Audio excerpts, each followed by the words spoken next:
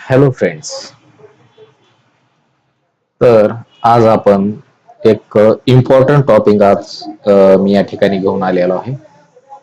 Okay. तो topic असेल आपला मटेरियल एडिटर.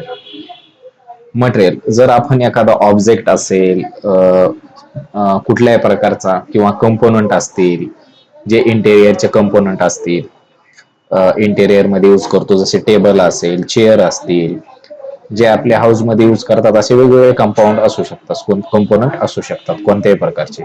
ओके. तर त्याला आपण काही असं पर्टिक्युलर मटेरियल अप्लाय करत असतो जसं की वुडनचं मटेरियल असेल ग्लास असेल तुमचं दुसरं पण मटेरियल असू शकतं. तर त्याचा इफेक्ट रिअलिस्टिक इफेक्ट आपल्याला शो करायचा असेल तर आपल्याला त्याला काही ना काहीतरी मटेरियल अप्लाय करावं लागत असतं. ओके. कोणताही ऑब्जेक्ट असू शकतो तो.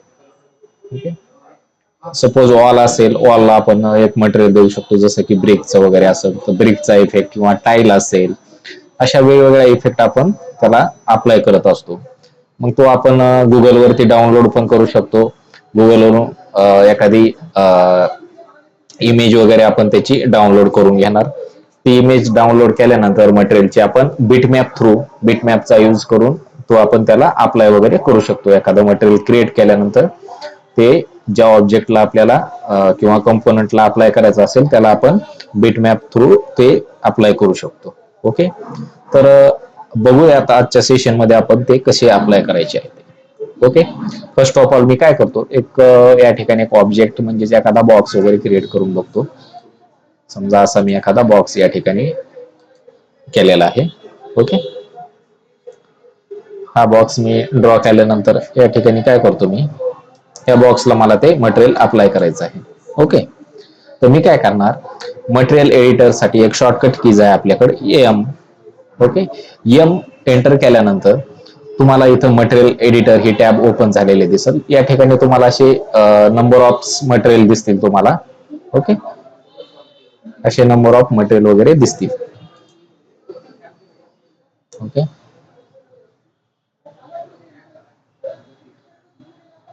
तर इथं तुम्ही एक एक मटेरियल वगैरे क्रिएट वगैरे करू शकता.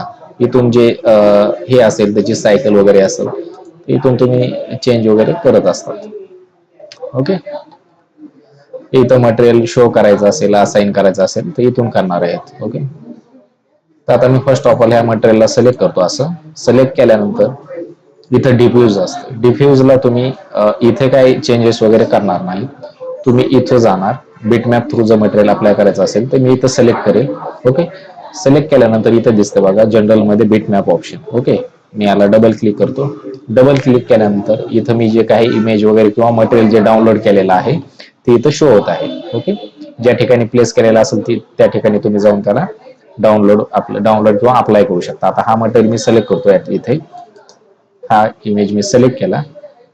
ओके. इथं दिसेल इथं असं शो दिसेल होईल ते. ओके. आता ह्याला मी ओपन करतो.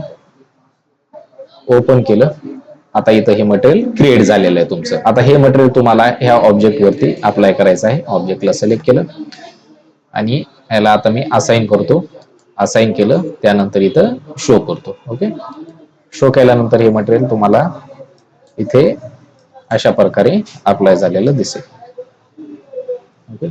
पूर्ण ऑब्जेक्टला त्यांनी ब्रिकचं जे मटेरियल आपण घेतलेलं होतं बिटमॅप थ्रू ते अप्लाय झालेलं आहे. मग याची जी स्केल असेल किंवा टायलिंग स्केल असेल ते तुम्ही इथून इन्क्रीज वगैरे करू शकता. अशा प्रकारे तुम्ही त्याला कमी जास्त इथून करू शकता.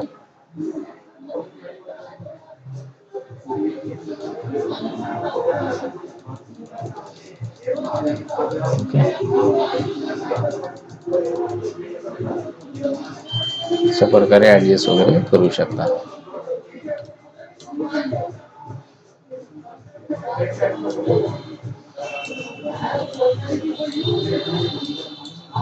तर अशा प्रकारे तुम्ही दुसरे कोणते पण मटेरियल असतील किंवा दुसरा ऑब्जेक्ट कोणता पण असू शकतो तर त्याला तुम्ही ते मटेरियल असे बिटमॅप थ्रू घेणार व अप्लाय करू शकता. इथे जाऊन फक्त क्रिएट वगैरे करायचं आहे. तुम्हाला मटेरियल एडिटर मध्ये जायचं आहे आणि बिटमॅप थ्रू ते घेऊ शकता अप्लाय करू शकता आणि त्याच्यात काही चेंजेस वगैरे करायचे असतील तर या ठिकाणी तुम्ही करून बघू शकता. ओके. तो अशा प्रकारे आजचा आपला हा मटेरियल एडिटर हा टॉपिक आपण आज बघितलेला आहे. ओके, तुम्ही कोणत्याही प्रकारचे मटेरियल या ठिकाणी घेऊ शकता. Okay, so thank you friends.